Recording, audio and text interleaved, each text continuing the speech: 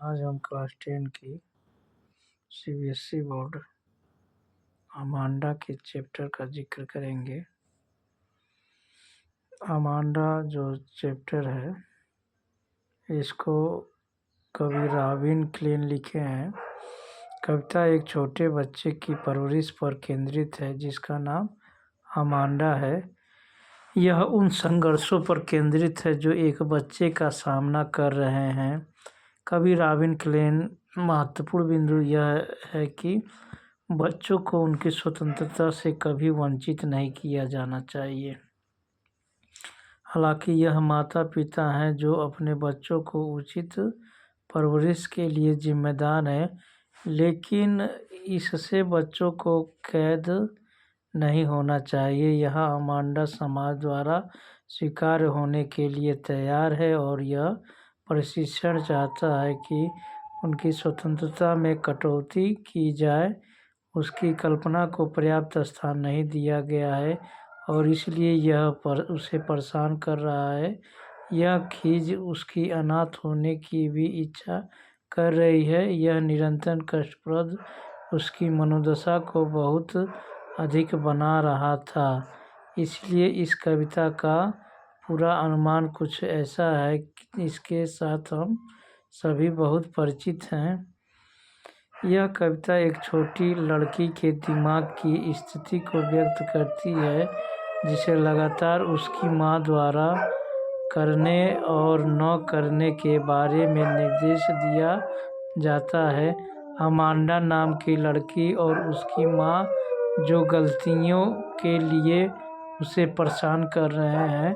उसकी माँ उसे कंधे न उठाने और सीधे उसकी माँ उसे कंधे न उठाने और सीधे बैठने की हिदायत देती थी। उसकी माँ उसे अपना होमवर्क ख़त्म करने की याद दिलाती है। छोटी लड़की अमांडा खुले में जीवन की स्वतंत्रता के बारे में सपने देखती रहती है। उसकी माँ को भी लगता है कि वह बहुत सुस्त तरीके से बैठी है, इसलिए अमांडा हल्के हरे समुद्र में स्वतंत्र रूप से और खुशी से तैरते हुए मत्स्यांगना के रूप में कल्पना करती है, जैसे मछली तैरती है। वह सुंदर हरे समुद्र में एक शांत और आराम से जीवन जीना चाहता है।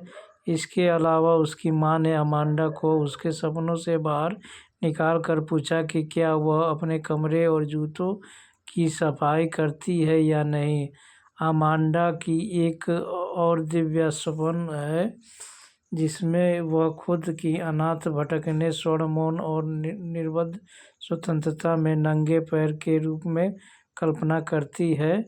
वह कहती है कि उसने रेत पर अपने नंगे पैर के लिए पैटर्न बनाकर अपनी स्वतंत्रता का आनंद लिया होगा। वह एक शांतिपूर्ण जीवन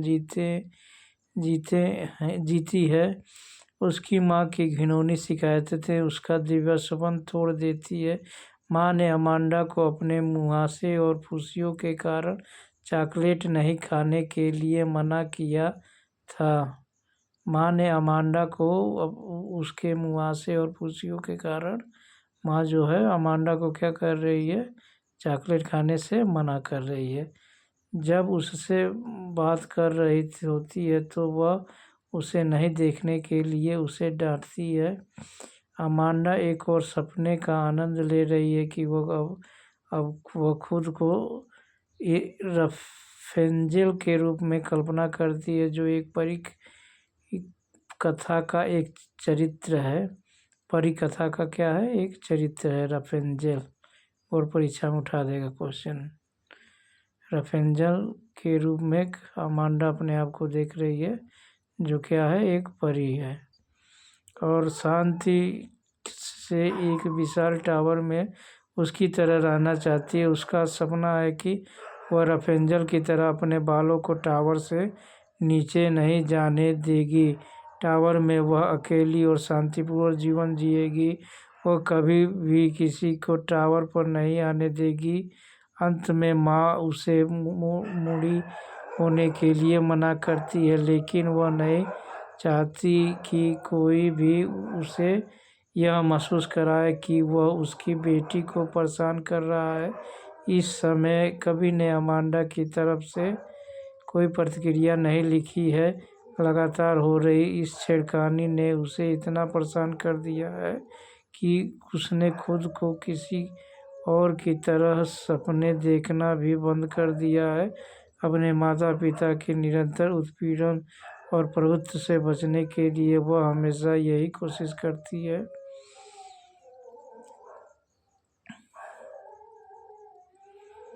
अमांडा की माँ अमांडा को अपने नाखूनों को न काटने के लिए बहुत सख्त आवाज़ में बताती है।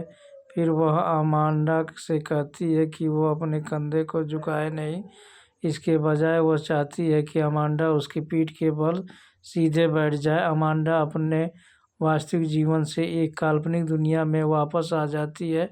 वह कल्पना करती है कि एक सुंदर हरा समुद्र है जिसमें केवल वह रहती है और उसे परेशान करने वाला कोई नहीं है। वह एक इंसान नहीं है, लेकिन वो एक जलपरी का रूप ले चुकी है। वह अब एक इंसान नहीं है, किसका रूप ले चुकी है? जलपरी का। और आराम से फैशन में चल रही है। उस समुद्र के भीतर अमांडा की माँ अमांडा से पूछती है कि क्या उसने होमवर्क पूरा किया है। वह अमांडा से आगे पूछती है कि क्या उसने अपने कमरे की सफाई की है। अंत में वह अमांडा से पूछती है कि उसने अपने जूते साफ किए हैं या नहीं। अमांडा फिर से एक काल्पनिक दुनिया में वापस आ गई है। वह कल्पना करती है कि वह एक अनाथ है और सड़क पर चारों ओर नंगे पैर रोमांस कर रही है। वह अपने नंगे पैरों के साथ नरम धूल में डिजाइन करती है और इस तरह उन्हें गंदा करती है। वह मौन और स्वतंत्रता का पालन करती है। अमांडा की माँ ने उसे कोई भी चॉकलेट खाने से मना किया क्योंकि वह उसके चेहरे पर मुहासे पैदा कर सकते थे। अब जब वह उससे बात कर रही होती है तो वह उसे देखने की आज्ञा देता है। अमांडा अपनी काल्पनिक दुनिया में वापस आती है और खुद को रफेंजल होने की कल्पना करती है। वह कल्पना करती है कि वह टावर में अकेले रहने के लिए पूरी तरह से खुश है क्योंकि उससे चिंता करने की कोई बात नहीं है। वास्तव में वह अपने जीवन से इतनी खुश है कि वह टावर से भागने की कोशिश में अपने बालों को कभी कम नहीं होने देगी। अमांडा की माँ ने उसे सुलूक बंद करने के लिए कहा। वह अपनी बेटी पर बहुत बार मिजाज होने का आरोप लगाती है। अंत में वह अमांडा से कहती है जिसने भी उसे देखा हो वह सोचेगा कि उसकी माँ उस पर नाज कर रही है। कविता में एक किशोर लड़की की दुविधा को दर्शाया गया है जब उसे लगता है कि उसकी स्वतंत्रता पर पर्दा पड़ा है। तो क्या ऐसा आप लोगों के भी साथ होता है कि आपकी मम्मी जो है आपके स्वतंत्रता पे रोक लगाती हैं? कमेंट में बताइएगा। अमांडा की माँ जो है अमांडा को हर एक बात पे टोकती थी, सीधे बैठो, ये कपड़ा पहनो, जूता साफ करो। फिर जो है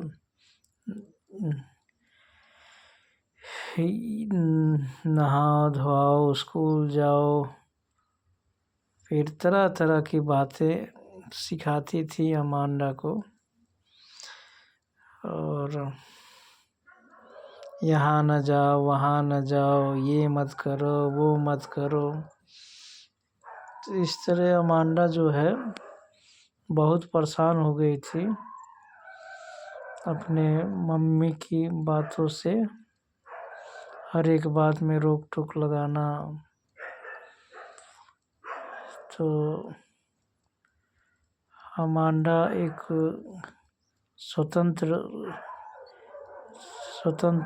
स्वतंत्रता में जीने वाली लड़की थी और अमांडा की स्वतंत्रता उसकी माँ हनन कर रही थी। तो इस बात पे इस स्वतंत्रता हनन की वजह से अमांडा दुखी रहती थी। तो इसलिए जो है अमांडा जो है कल्पना की दुनिया में एक मछली जैसा जीवन चाहती है, जैसे मछली समुद्र में तैरती रहती है, अपनी ही दुनिया में मस्त रहती है। उसी तरह जो है अमांडा भी कल्पना करती है कि मेरा भी जीवन मत्स्यांगना हो जाता तो कितना अच्छा रहता, मैं भी जो है फर्स्ट क्लास जो है ज़िंदगी जीती। तो क्या कमेंट में बताइएगा, क्या आप लोगों के भी साथ ऐसा होता है कि आप लोगों की स्वतंत्रता पर भी रोक लगाया जाता है कि यहाँ मत जाइए, वहाँ न जाइए, ये मत करिए, वो मत करिए, जैसा अमांडा के साथ हुआ है। थैंक्स।